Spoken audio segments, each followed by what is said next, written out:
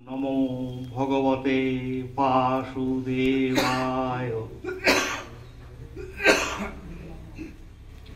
আমরা শ্রীমদ্ ভাগবত পুরাণ মাহাত্ম্য প্রথম অধ্যায় থেকে পঞ্চম অধ্যায় তার বাংলা পাঠ করেছি। সেই তার পুরানো সূত্র একটুখানি আমরা স্মরণ করব। সুখদেব কলিযুগে জীবকে কালরূপী সর্পগ্রাসে পতিত হওয়ার মহাভয় থেকে রক্ষা করার জন্য এই শ্রীমদ্ ভাগবত শাস্ত্রের প্রবচন করেছেন। পুরাকালে শ্রীমদ্ ভাগবত শ্রবণে মহারাজ পরীক্ষিতকে মোক্ষ লাভ করতে দেখে স্বয়ং ব্রহ্মা বিস্মিত হয়েছিলেন। তিনি সত্যলোকে সকল সাধনকে ওজনে বিচার করেছিলেন। শ্রীমদ্ ভাগবতের শব্দ কানে গেলে ভক্তি, জ্ঞান ও বৈরাগ্যের মহাশক্তি লাভ করে। তার ফলে জ্ঞান ও বৈরাগ্যের কষ্ট দূর হবে এবং ভক্তি আনন্দ হবে। সিংহের গর্জন শুনলে যেমন নেকড়ে পালায়, সেরকম শ্রীমদ্ ভাগবতের একটি শব্দ কানে গেলে এই কলিযুগে সমস্ত দোষ নষ্ট হয়ে যাবে। মহামুনি গোকর্ণ যে সপ্তাহ পারায়ণ যজ্ঞ করেছিলেন, সেই যজ্ঞের পাঠ শুনে ধুন্ধুকারী তার পিশাচ জীবন থেকে মুক্তি হয়েছিলেন এবং গোলকধামে স্থান পেয়েছিলেন। এবং গোকর্ণ এই সপ্তাহ কাল যে যজ্ঞ করেছিলেন, তিনি পাঠ করেছিলেন। সেই পাঠ করার পর তিনি স্বয়ং ভগবান তাকে গোকুলে নিয়ে গিয়েছিলেন। এগুলো আমরা পড়েছি।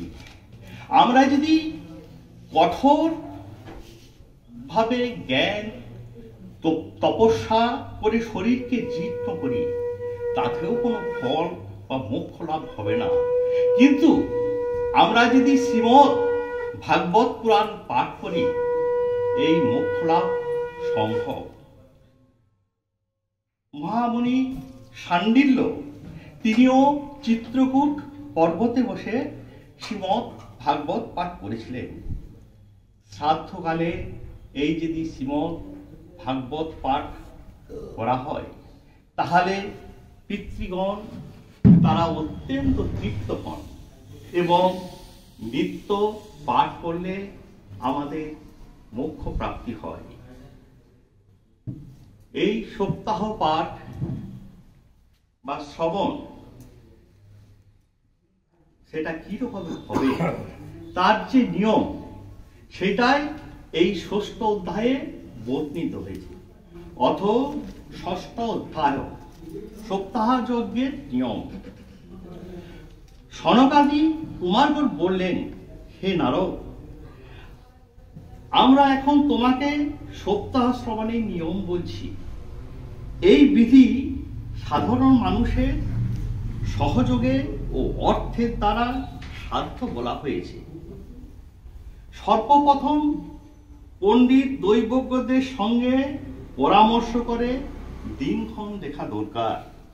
তারপর বিবাহের যেমন একটা খরচের ব্যাপার হিসাব করতে হয়, এখানে সেরকম একটা অর্থ সংস্থানের প্রয়োজন।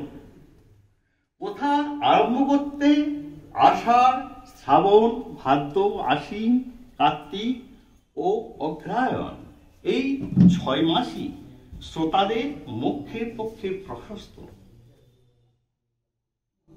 হে দেবর্ষি, এই মাসগুলির মধ্যে আবার ভোদ্দা, ব্যতিপাত ইত্যাদি দোষযুক্ত যোগগুলি সর্বদা ছেড়ে দেওয়া দরকার।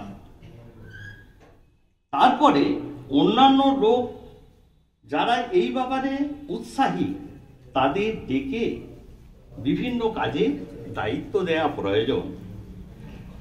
তারপর সর্বত্র এই খবর প্রচার করা দরকার যে এখানে ভাগবত পাঠ করা হবে, সকলে সপরিবারে অংশগ্রহণ প্রার্থনা করবে। নারী এবং শুদ্ধাদিগণ ভাগবত কথা এবং হরি সংকীর্তন থেকে দূরে রয়েছে, তাদের কাছে যাতে এই সংবাদ পৌঁছায় এমন ব্যবস্থা করতে হবে। দেশে বিদেশে যেসব বৈষ্ণব ভক্ত এবং হরি সংকীর্তন প্রেমী রয়েছেন তাদের কাছে অবশ্যই নিমন্ত্রণপত্র পাঠানো দরকার। সেই নিমন্ত্রণপত্র লেখার বিধি এই রকম বলা হয়েছে, হে মহানুভবগণ, এখানে সপ্তাহব্যাপী সৎপুরুষদের অতি দুর্লভ সম্মেলন হবে এবং অপূর্ব রসময়ী শ্রীমদ্ ভাগবত কথা পাঠ হবে। আপনারা ভাগবত রসের রসিক, অতএব শ্রীমদ্ ভাগবতামৃত পান করতে প্রেম করে সত্বর আগমন করুন।